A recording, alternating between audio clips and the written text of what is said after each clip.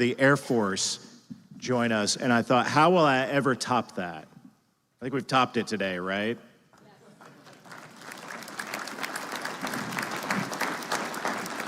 And I know I'm biased, but you top the Secretary of the Air Force by having the Secretary of the Navy. I mean, come on, right? Who we're going to hear from in a moment. I'm so excited about this event and what it means and what comes out of it, the conversations, the networking, the relationships, the ideas. I could tell you many stories of over the last 4 years about connections that have come out of this room that have led to more investment and opportunities for Indiana, and that's what this event is all about, and I'm very proud of it. I'm honored to introduce one of our special guests at the Northeast Indiana Defense Summit, a man who's been entrusted with a big and giant task by the President of the United States, and someone else who has become a really good friend of mine. I'm really proud of what I get to do on the Armed Services Committee in confirming President Trump's nominees to all of these important offices at the Pentagon. And I put the confirmation of our Secretary of the Navy right at the top of the list with Secretary Hegseth because of how important of a job and a role that he has. The Honorable John Phelan was sworn in as the 79th Secretary of the Navy on March 25th. As SecNav, Secretary Phelan oversees the well-being, readiness, and development of nearly 1 million sailors, Marines, reservists, and civilian personnel in the Department of the Navy. Prior to his appointment by President Trump, Secretary Phelan was the founder and chairman of Rugger Management, a private investment firm based in Palm Beach, Florida. I appreciate someone who spends much of his life in Palm Beach coming to a chilly Fort Wayne, Indiana, so we appreciate you making that sacrifice for us. Before launching Rugger, he was a co-founder and co-managing partner of MSD Capital, a private investment firm. He is a committed patriot and philanthropist. Secretary Phelan served as chairman of the board of trustees of the Third Option Foundation, the Spirit of America, and as a member of the Business Executives for National Security. I can't imagine what an honor of his lifetime it is to go from being so successful in business now to serve his country in this very important role as Secretary of the Navy for the greatest president of my lifetime. Ladies and gentlemen, please welcome the Secretary of the Navy, John Phelan, to the stage. We're very honored to have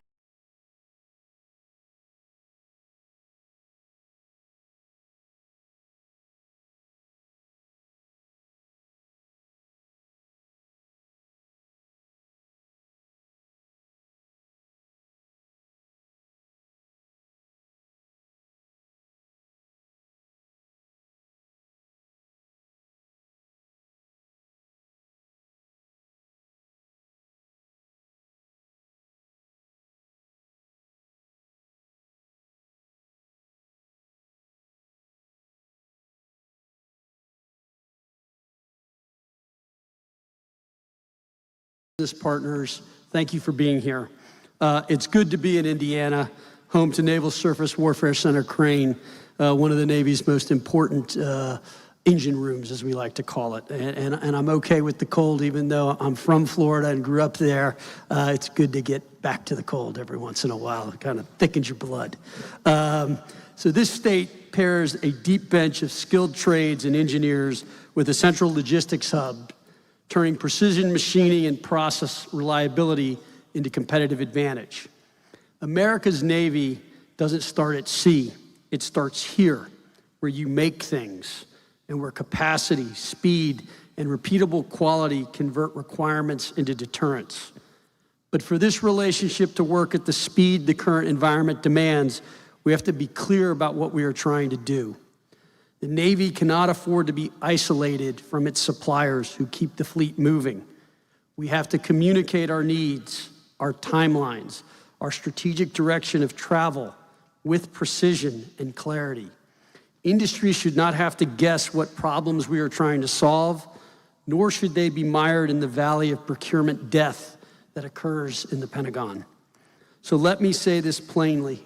The United States Navy is open for business. We are signaling demand, publishing requirements earlier, compressing decision cycles, and breaking down the barriers that have kept good ideas and capable suppliers on the sidelines. If you can help us deliver warfighting advantages, capacity, speed, resiliency, we want you at the table. We are rebuilding the fleet because the threat environment demands it. We are living through one of the most dangerous strategic environments in modern history. Warfare is being reshaped in real time by drones, AI, autonomy, machine learning, and rapid iteration.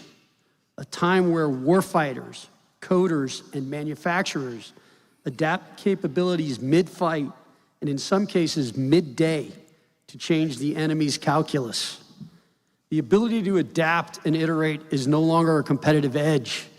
It's a key determinant of victory. We face a world characterized by China's unprecedented military buildup and the direct threat it poses to the United States and our allies.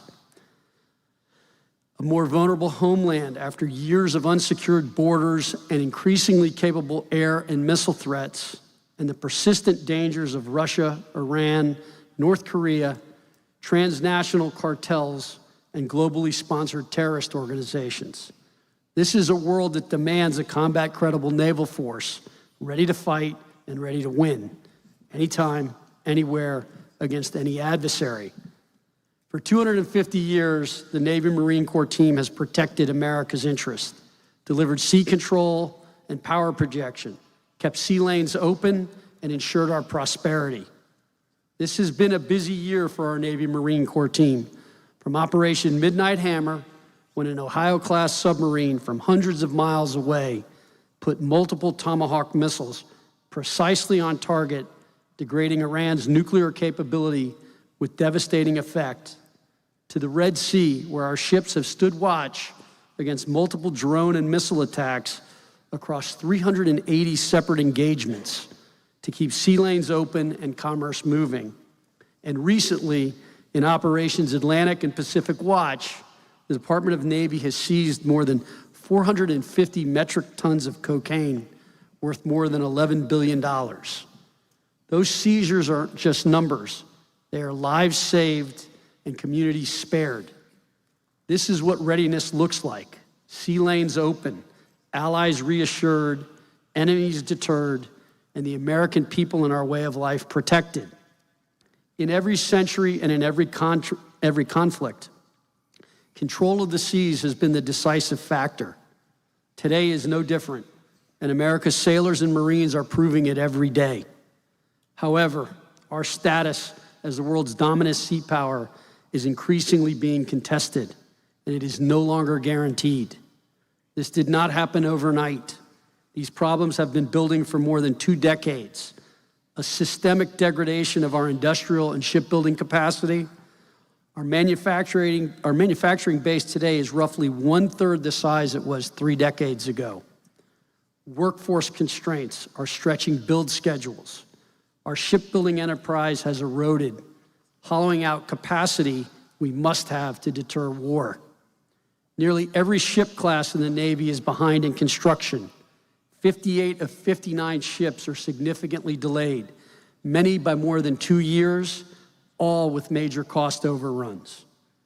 We face significant surface and submarine maintenance backlogs as well. We have too many single and sole source vendors. Public shipyards in America have fallen from 8 to 4, and private surface shipyards have fallen from 14 to 7. This isn't a temporary setback. This is a readiness problem.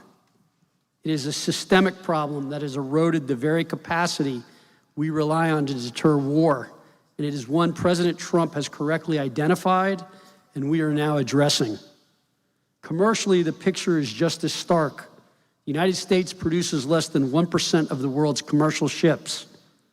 China's dual-use shipyards hold over 50% of global market share and about 95% of container production. With 44.6% of U.S. international goods trade by value and 78.6% by weight Moving over the seas, too much of that commerce is underwriting Beijing's capacity. That is unacceptable. On the workforce side, we've allowed skilled trades to atrophy. In the Cold War, about 35% of Americans worked in manufacturing. Today, it's around 12%. Roughly 70% of our industrial workforce, the pipe fitters, welders, ship fitters, and structural fabricators will retire in the next decade. To meet demand in new construction and repair across public shipyards alone, just those four, we estimate we'll need 250,000 new skilled workers. I believe for the last decade, we've taught people how to code. For the next decade, I believe teaching people how to use their hands will be the most relevant skill needed in the workplace. For too long, our shipbuilding enterprise has been slowed by red tape, supply chain fragility, and a shrinking workforce. We let efficiency become an excuse for fragility and complexity become an excuse for delay. That era is ending. Under President Trump's leadership and his One Big Beautiful Bill and his executive order on restoring America's maritime dominance, he armed us with the authorities, resources, and urgency to modernize the fleet, expand our shipyards, rebuild the skilled workforce, deepen our magazines, and harden the infrastructure that wins war at sea. That strategy is being shaped by the Secretary of War, who has taken the defense acquisition system that was slow, fragmented, and built for another era and transformed it into the warfighting acquisition system. This new system concentrates authority, aligns incentives to speed, and cuts through the layers that added delay but no value because acquisition is now recognized as a warfighting function. And speed to capability is the organizing principle for the entire Department of War. Together, these reforms restore the foundations of maritime strength and position us to deliver the fleet our nation needs at the pace the world now demands. Because whoever controls the seas controls the future, and America must always be that nation. We're overhauling shipbuilding from the inside out by modernizing dry docks, streamlining contracts, and insisting on accountability from every tier of the supply chain. We are moving away from cumbersome contracting toward deliberate, predictable procurement so builders can plan, hire, and deliver with confidence. We are also driving convergence between commercial and naval shipbuilding, co-building and co-producing where it makes sense, sharing tools, talents, and timelines.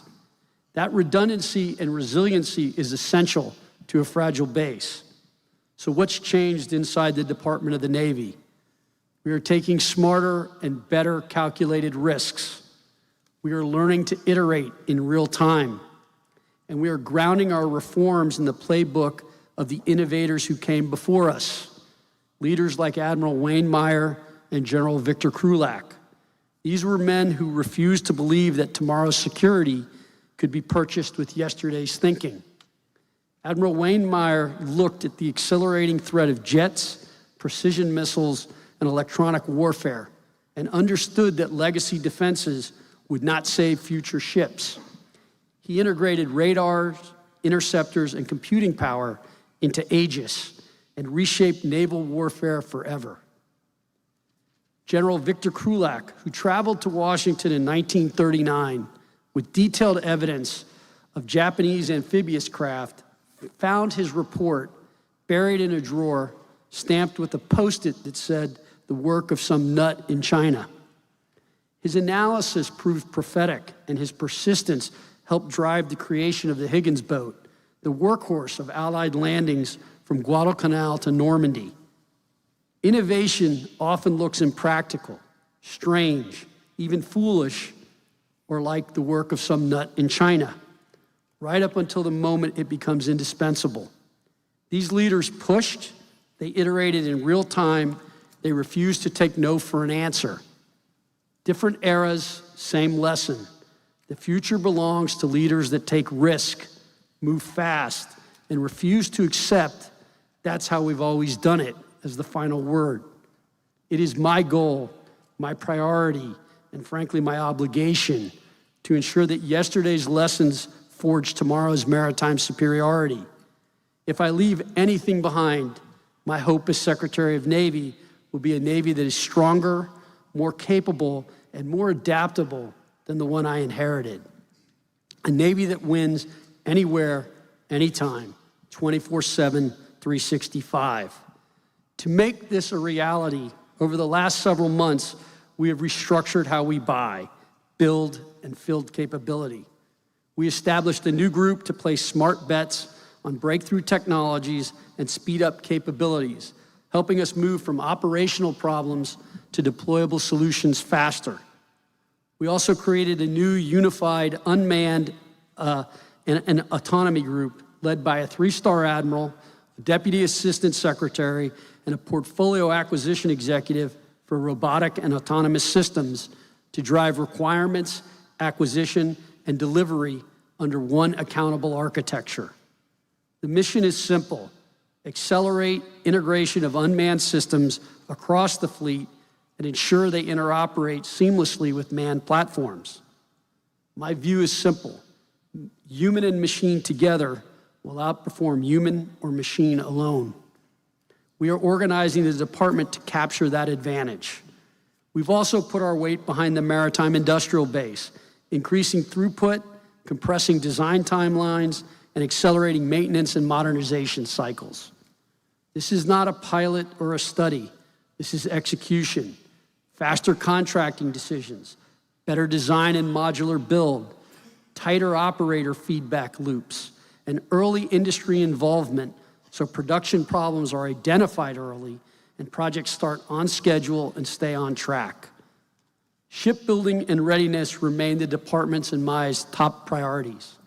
We are driving shipbuilding initiatives to increase tonnage, strengthen allied production lines, and attack the long-standing choke points that have dragged our enterprise behind the power curve. We're strengthening our shipyards across the country, but also the thousands of suppliers in states like Indiana who make the parts, forge the steel, and design the systems that keep the fleet alive. Every weld, every bolt, every circuit board built here contributes to sailors and Marine safety halfway around the world. Our focus is readiness. Readiness begins with ships that work, crews that are trained, and an industrial base that can sustain both. That's why we're investing in America's manufacturing at every level, from microelectronics to advanced propulsion, from additive manufacturing to new alloys that can withstand the harshest ocean environments. The Navy's modernization effort isn't just about ships. It's about ensuring that when conflict comes, and history tells us it always does, we are ready on day one, not day 30 or day 60 or day 90. That's where manufacturing powerhouses like Indiana come in. You're the quiet giants of America's defense industrial base. Your machine shops, foundries, and innovation hubs produce the materials and components that make our submarines silent, our ships survivable, and our sailors and Marines unstoppable. This state turns university pipelines and veteran talent into high-tech power systems and mission components at scale. Indiana isn't just America's crossroads. It's one of our key engine rooms, and nowhere is that clearer than Naval Surface Warfare Center Crane. 100 square miles, the third largest naval installation by area, and a critical strategic center for the Department of Navy.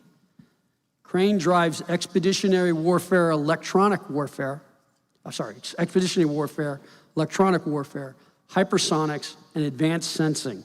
It's a crown jewel for microelectronics and trusted hardware, and a crucial pillar of the Navy's leg of the nuclear triad through life cycle support of Ohio and our new Columbia-class SSBNs. But rebuilding isn't just about machines. It's about people. And the Department of the Navy needs partners like all of you, industry leaders, educators, and state and local officials who help us build the next generation of shipwrights, welders, machinists, and engineers. We must restore pride in skilled labor, kind of pride that built victory ships in record time and submarines that still patrol today. Every apprenticeship we sponsor, every trade program we expand, every high school student we inspire adds one more link to America's chain of readiness. We need your help to restore the idea that working in the trades is not just honorable, it's indispensable. Because when we talk about national security, we're really talking about economic security, industrial security, and the dignity of work. Every job that supports the Navy strengthens America and protects our national security. So my message to you is simple. I need you. I need your innovation, your production, your resolve. Because rebuilding America's Navy is not a Navy project. It's a national imperative. Together, we will prove that the might of our fleet is built on the might of our people, that freedom of the seas depends on the freedom to build. And when America decides to lead, no rival on earth can match our ingenuity or will. We are rebuilding a Navy worthy of the sailors and Marines who serve under its flag. We're rebuilding America's Navy ship by ship, yard by yard, state by state. And when the next generation of sailors and Marines set sail under our flag, they'll do so knowing that the might of the American industry stands behind them. Thank you. May God bless all of you. May God bless the great state of Indiana. And may God bless the United States of America and the Navy and Marine Corps that defend her. Thanks.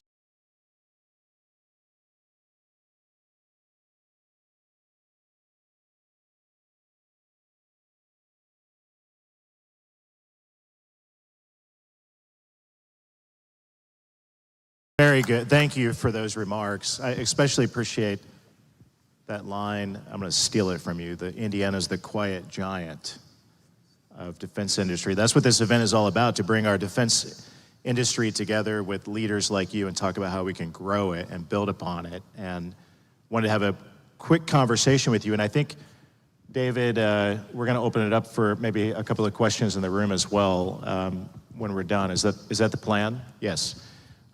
It strikes me, as you've come all the way to Fort Wayne, Indiana, and as I've gotten to know you, and I don't want to embarrass you, but you've been enormously successful in business, and now you're providing this incredible public service to the Navy. And as I'm sitting on the Armed Services Committee and going through the confirmation process for you and a lot of the new leaders at the Pentagon, I recognize, and I think everyone in the room recognizes, how unconventional President Trump's picks have been to shake up the Pentagon. I wonder if you could talk for a moment about that, your unique business background and what that means to shaking up bureaucracy and doing what we need to do to make the Navy stronger, better, bigger, and how does that business background apply to that?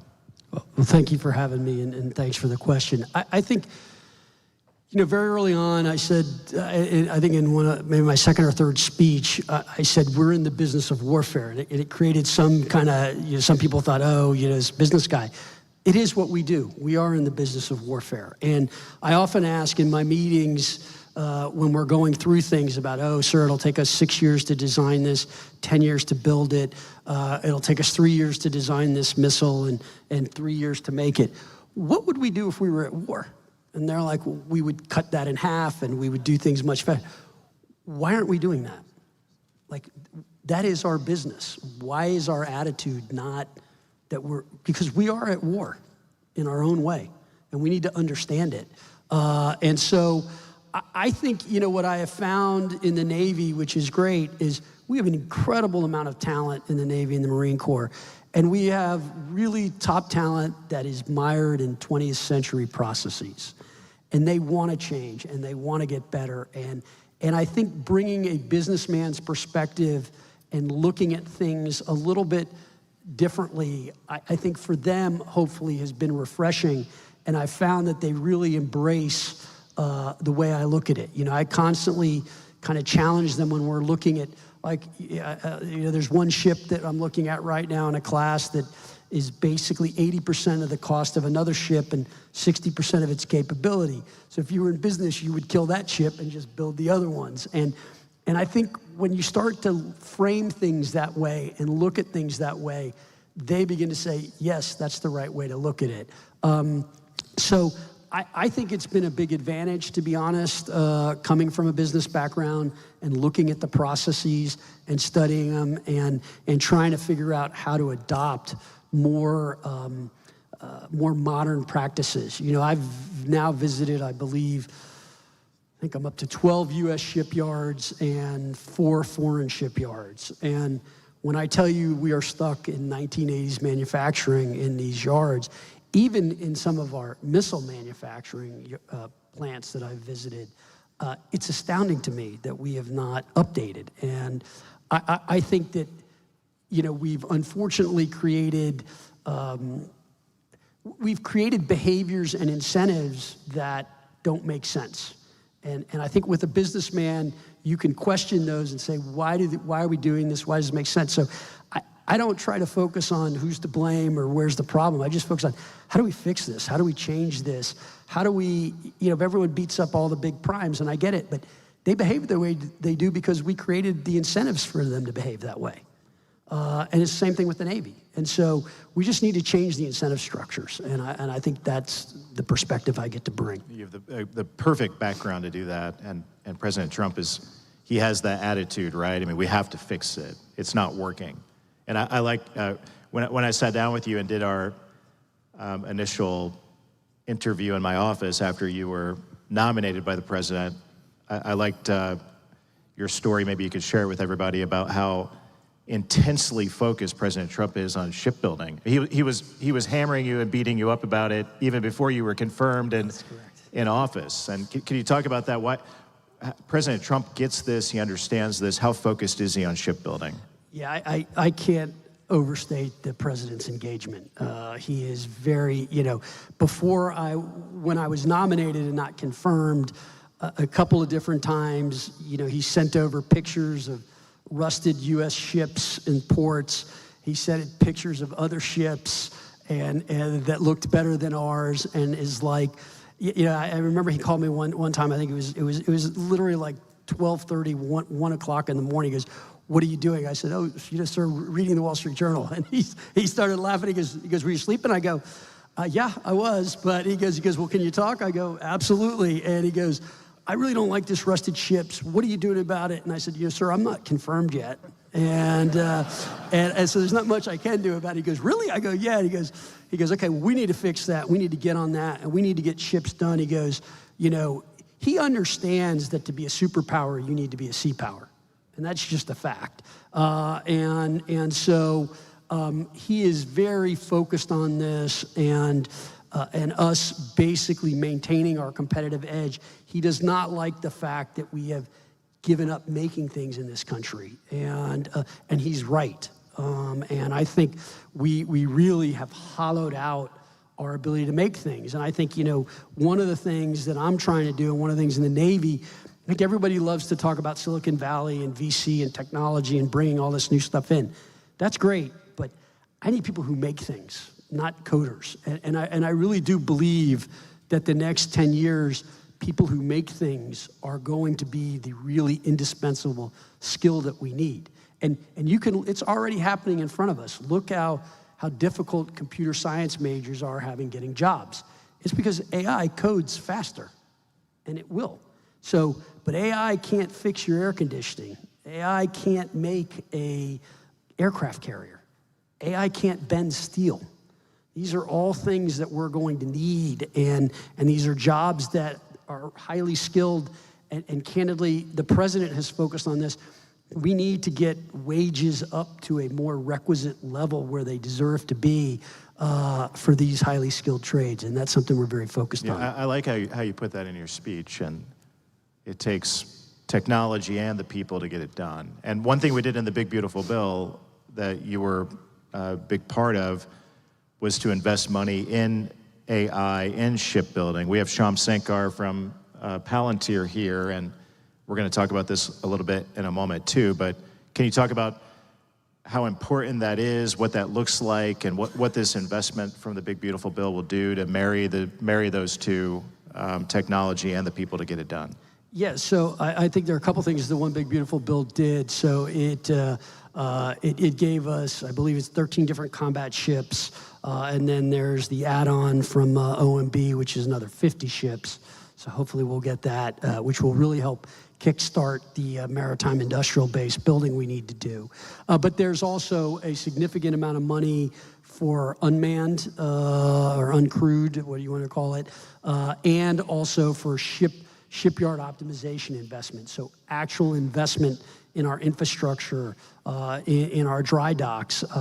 You know, we are piloting a Palantir system in 2 of our public yards as we speak. I saw this system at Hyundai and in Korea. Very impressive system. Saw it at Hanwha as well. And I think it'll help speed up some of the things we're doing. I mean, you know, just the way we even lay out our factory is crazy. Like for workers to have to go to the bathroom, it was a different building, it was a mile away.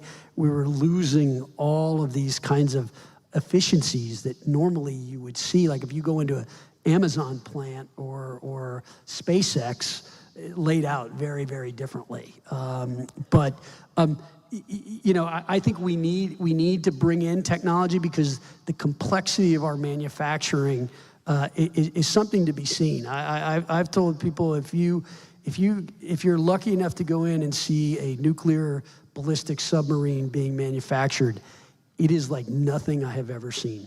It makes SpaceX look like a walk in the park because it's an underwater space station in effect, and it is incredibly complicated. And so we need technology to track this, to make things better, to make things, you know, we use across the fleet a bunch of different components, and we could have standardization across the fleet in many ways, and we don't do that. And so these are things that we're implementing slowly but surely and trying to put into our practices. And I think technology can be a huge help to that. One of the important things that Secretary of War Hegseth talked about was fixing the recruitment crisis. Yeah. And as you know, the last 4 years under President Biden and some of the characters that he had around him running the Pentagon, we had the worst recruitment crisis in the over 50 years of an all-volunteer force in this country. And I have a lot of theories about why that was the case. And I think politics had a lot to do with it. But can you talk about what you have done historically to fix that? I mean, now the Navy has far exceeded your recruitment and retention goals, and that happened, it seemed to have happened overnight. In fact, it did happen overnight on Election Day, when we elected a president and a commander-in-chief who inspired a younger generation to want to raise their right hand and serve their country like I did and so many people in this room. And as a side note to that, it did occur to me over the 4 years as I focused on this on the House Armed Services Committee that in spite of the Army, Air Force, and Navy falling so far behind on recruitment, the Marines were steady. What did the Marines have figured out over those 4 years that maybe the Navy lost, and how did you fix it? So I think for the Marines, the great thing about them is they stay very true to their ethos, right? They stay, you know, the few, the proud, the Marines. You know, all of us can say it, all of us know it. They really stay very attached to what their mission is. They're constantly evolving. And honestly, it's something we're gonna do in the Navy as well. The Marines put some of their best up-and-coming generals into recruiting. So human capital recruitment is extremely important to them. The other services don't really do, the Navy doesn't do that, the other services don't. And so for you to move up in the Marines, you have to be a very good recruiter. And the people you're recruiting and the talent you have is a mark of your leadership. And so I think that's a really smart way to look at things, to be honest. And so I think for the Marines, they didn't really change. They didn't really get involved in the things that I think impacted recruiting. You know, for us in the Navy, we were over 40,000 people. We were 3 months ahead. And I think that's really attributable to President Trump. And I think, candidly, it's attributable to the fact that he doesn't apologize for America. You know, we got into this apologetic sense of, you know, service is not a great thing, or, you know, we don't do these things, or, yeah, you should look at other things. And I think it turned a lot of people off, to be honest. And I think we started to see the numbers candidly start to climb when Biden turned it over to Kamala, I think people then kind of realized probably he's gonna win, and the numbers just started slowly accelerating up. And I think people saw that this was a man who cared about them, who cared about America, who cared about the mission, and they said, I want to be a part of that. And I think that's why our recruitment has gone up so much. And you see it in the pride in young recruits. You know, I go to the Naval Academy. I was at the Air Force game, who we beat, and hopefully we're going to beat Army in December, and it should be a good thing for sure. And so, you know, you can see the pride, and even at recruiting stations, people are really excited about joining, and I think that's a great thing. I think, Secretary, you're going to go down in history as one of the best secretaries of the Navy that we've ever had, and a lot of it's going to be because of that, what you've done to restore the Navy back to what it's supposed to be about, shipbuilding and all of it. I want to turn this over to questions in the audience, so I don't know where the microphones are, but while they're searching for someone with a good question, what do you think of Fort Wayne? You stayed downtown, this is a great city. We have a great region. My dad, we talked about your dad, was a doctor. My dad worked in a hot, sweaty factory for 30 years in Fort Wayne, Indiana, made axles. And we have a lot of defense industry businesses who are represented here, but it's those men and women like my dad who did the hard work and do the hard work that make things in our region, that make this region great. But I hope you enjoyed Fort Wayne. I did. It was a great time. We had a great dinner last night. That restaurant was excellent. Hotel, the Bradley was very nice. I enjoyed it. I love coming to the Midwest. Did you buy your wife a Vera Bradley bag? I've not bought her a Vera Bradley bag, but I will keep that in mind and stop by before I leave, because I'll probably get yelled at for not doing that. Thank you for being here. I'm Joy Pullman with The Federalist. First, I'd like to ask you just how specifically you plan to work on especially recruiting the dockyard workers needed for all of these new development of ships. And related to that, can you give an update on the Secretary of War's reinstatement of service members in the Navy who were booted over the COVID shot mandate? How many have been officially reinstated to date? How many are waiting that? And what is your team doing to ensure that partisan bureaucrats are not stonewalling that process? Thank you. Thank you for the question. So, look, we have a thing called SIOP, which is the Shipyard Investment Optimization Plan, which is a way to get wages back up. And I think this is really an issue of wages, to be honest, when I look at it across states. You know, it is when you have workers who make the same money at Buc-ee's or at Amazon versus being in a welding outfit all day in very tight corners, it's hard to get that person to want to do that job. So we are going to have to adjust wages to be competitive. And that is what we're focused on. And we did that to some extent in our recent contracts on the submarines in Groton and Quonset. And I think we need to figure out how to do that across. I think also, to be honest, look, I'm going to spend some time with the unions, because one of the surprising things I found, so whenever I go to a shipyard, I spend, you know, a good hour with the workers as well. And one of the things at 3 of the 4 shipyards I got was, hey, we'd like to do other things, but we're kind of stuck. You know, a pipe fitter can only work on a specific aspect and can't do other things. And I said, well, guys, you're talking to the wrong guy. You got to go talk to your unions, but I will help you try to do that. But the desire for the workers to be able to do more also exists. And so I think we got to try to get a little more flexible in work rules and accommodate that with wages. So I think that there's some of that, you know, the private and public shipyards are going to have to try to navigate. But that, to me, is the real issue that we need to do, and we need to update what they have. And you know, look, I think there's also, we need to get the actual businesses building the ship to invest some of their own capital. You know, I had one CEO of one shipyard complain to me that he had a 109-year-old building, and what was I going to do about it? And my response was, why is that my problem? You have billions of dollars of contracts, and you want me to build you a building too? What am I going to get in return? And so, you know, we have conditioned things in a bad way, and that's, you know, that company can act that way because they're one of the few builders that can build this. we need to get competition also into the arena. And so I think that will be a very important aspect. As to your COVID questions, I don't have the specific numbers in my head, but we have been moving out on that pretty quickly. I think we are pretty far ahead of most of the other services as it relates to that. I have a current acting ASN in Manpower who is specifically working on that. And candidly, I've also put the Undersecretary of the Navy to focus on this and to get this done and out there as fast as possible so we get that remedied. And I believe we've moved out on that and continue to move out on that. From what I last saw, we have gotten that process down from taking 6 months to somewhere between 1 and 2 months to get resolved. But I can have someone follow up with you to give you specific numbers. Question in the back. Who's next? It's a long ways back there. Yeah. Thank you, Mr. Secretary. Tony Kennett, Daily Signal and Hoosier Native. Just a quick question on China's rapid advancement in drone measures. The Navy has its work cut out for it, as does the Air Force, in developing rapid countermeasures for those. Also with the reports that China is deploying a lot of their potential suicide drone systems on those little coral reef points they call islands to expand their coastline.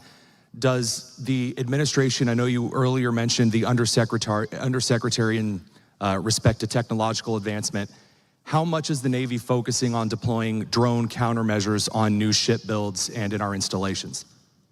Yeah, so, we, across the Navy, we had over 70 programs doing research, of which probably close to half were doing the same thing. And that is why we centralized the process. That's why I took one of our outstanding admirals, Admiral Seiko Okano, who's a 1-star, and brought her up to a 3-star to basically stand up this new group, to basically consolidate, organize our unmanned efforts and make sure we were testing in real time and adapting in real time. And we are trying out multiple programs right now, particularly in the Indo-Pacific, both defense, ISR, offense, across the board. Making sure this integrates in with the systems will be one of the key facts that we need to get our arms around, because you can have all these systems, but if they can't communicate with one another, you're going to have a problem. So these are things that we are focusing on, and we thought by centralizing it, it would allow us to move quicker and faster. And I think one of the things that I'll be talking to the senator about and to the guys on the Hill is we cannot programmatically fund our unmanned efforts. If we do, then we will be building obsolete things.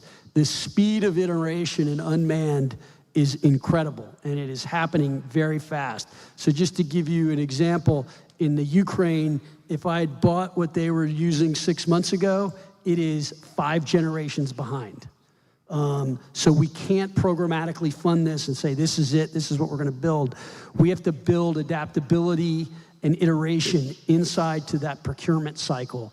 And that's something that they did in the One Big Beautiful Bill, which we greatly appreciate, which allows us to get that sort of iteration. And hopefully we'll continue to do that. But it is a key point. I think unmanned has changed the nature of warfare. But also, look, you have to realize in the Indo-Pacific, you've got the tyranny of distance.